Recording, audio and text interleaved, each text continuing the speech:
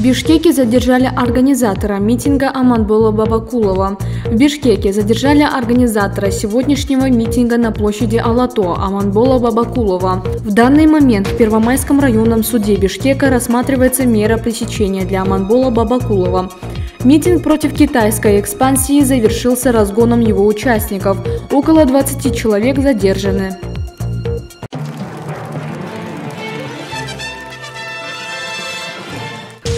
За граждан Китая вышли замуж всего 60 кыргызстанок. Об этом сегодня на заседании Жогорку Кеңеша сообщила вице-премьер-министр Алтынай Өмүрбекова. По ее словам, таковы данные официальной статистики, которая является достоверной. Депутат Зиедин Джамалдинов пояснил, что из-за молчания правительства общество взбудоражено. Что вам мешало раньше озвучить эту информацию? В интернете публикуют данные, что 60 тысяч девушек вышли замуж за граждан КНР. Поэтому люди и вышли на митинг, заявил он.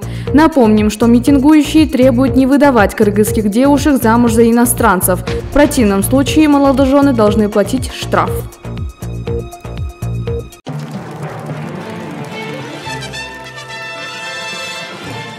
Кого пускали в Белый дом в неподобающем виде?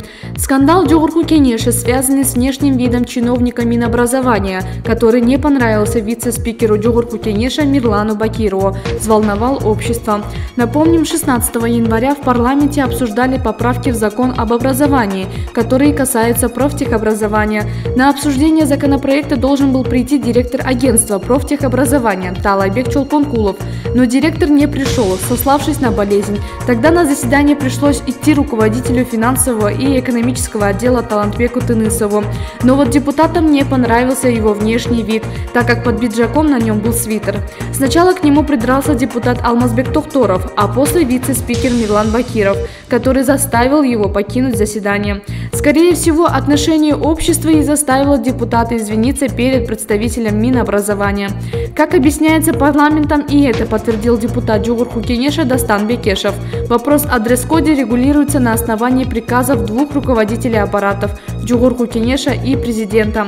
В соответствии с положением о пропускном режиме административного здания, все граждане при посещении здания Жогорку Кеңеша должны быть в одежде делового стиля, соответствующей официальному характеру деятельности государственного органа Кыргызской республики. Но в Жогорку Кеңеше все же приходят люди, которые не соответствуют дресс-коду, которых встречают самые высокие чиновники и президент тоже. Мы решили собрать людей, которые в нарушение инструкций проходили к политикам в джинсах и в принципе простой одежде. Начнем с депутатов. Они сами зачастую не соблюдают дресс-код. Правда, это касается в основном заседаний комитетов, а не пленарок. Но вот Зарылбек Рысалиев пришел на заседание в красной рубашке и джемпере. К президенту совсем недавно приходили в спортивных костюмах и кроссовках, и не кто-нибудь, а сборная Кыргызстана по футболу. Руководство федерации, к слову, было в костюмах, но игроки в более привычной для них одежде. Совместное фото с главой государства просто великолепно. Они даже набрались наглости и сделали совместные селфи. К президенту вообще очень часто кто-нибудь приходит в неподобающем с точки зрения Бакирова виде. Вот это родственники погибших в авиакатастрофе в поселке Дача-Су. Парень вообще в спортивной футболке. Президент его не выгоняет, и служба протокола тоже. А здесь фигурируют джинсы. Но почему-то охрана Белого дома пропустила его. Это нарушение инструкции. А еще к главе государства приходил какой-то подозрительный тип в непонятном одеянии, который оказался послом Катара в Кыргызстане. Абдалой Ахмад Абдалла Салех Ал-Сулейти. И как его пропустили на контрольно-пропускном пункте? Мирлан Бакиров, не хотите разобраться? 16 январда Жогорку Кеңештин жыйынынан өкмөт тарабынан келген чиновниктин чыгарылышы азыркы учурда социалдык тармактарда коомчулук тарабынан катуу сын пикирге алынып атат. Сиздин жообуңуз кандай болот? Жогорку Кеңештин жыйынында чакырылгандар, чиновниктер ушул белгиленген тартипти, мыйзамда белгиленген этиканы сактоого милдеттүү. Экинчи, массалык маалымат каражаттарына мен карып кетет элем. Жогорку Кеңештин жыйынынан кууп чыкты, выгнали деп жүрөт. Мындайча айтканда, бул мындай бурмаланган тема болуп жатат. Ал жерде видео баяндамасында да жүрөт.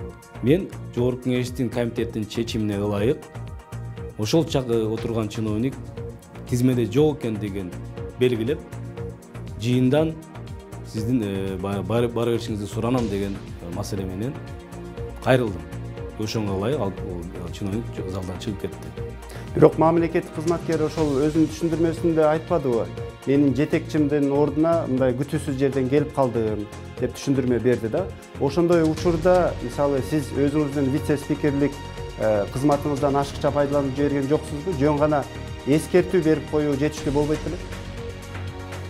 Мүмкүн төрагалык кылуучу Жогорку Кеңештин депутаттарынан кандайдыр бир сын пикир түшкөндө тигинде бул баяндамачыга бул жерде Токтор Алмазбек Сатыевичтин тарабынан конкреттүү сын пикир түшүп атат баяндамачыга.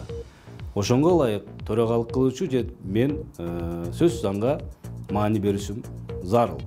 Бул жерде экинчи себеп ошол чакырылган чиновник берилген суроолорго так жооп бере албай, кагаз жүзүндө жооп беребиз, башка жүзүндө маалымат беребиз деген мындай депутаттар да ынандырган жок. Жалпы керек болсо ошол көрүп жаткан коомчулук болсо аларды дагы жогу ынандырган жок. Мына дагы бирден бир себеп ошол болду. Ошондуктан мына ушундай чечим кабыл алууга туура келди. Мына социалдык тармактын колдонуучулары вице спикер чынында эле катуу айтып койду. Өзүнүн мындай атасы менен тең адамга орой формада жыйындан чыгарып жиберди деген пикирлерди айтып атышат да. Сиз ал адамдан улуу киши катары кечирим сурайсызбы? Биринчиден, мамлекеттик кызматта улуу киши деген болбойт. Экинчиден, бул өкмөт менен парламент ортосунда дагы конкреттүү маселе боюнча бул жерде талкуу болот. Бул жерде биз сый көрүп кетиңиз же башка маселеге кирип кетиңиз деген чакыруу болбойт. Экинчиси айткан боюнча бул кечиримдүүлүк улуу касиет. Кечиримдүүлүктөн же бир кандайдыр үзүр суроодон адам кичирип кетпейт же башка болуп кетпейт. Ошондуктан эгерде ошол инсандын жеке аброюна, же үй бүлөсүнө, же кандайдыр бир коомчулукка кандайдыр катуу тийип кеткен болсо, мен ушул мүмкүнчүлүктөн пайдаланып өзүр сурап кетемин.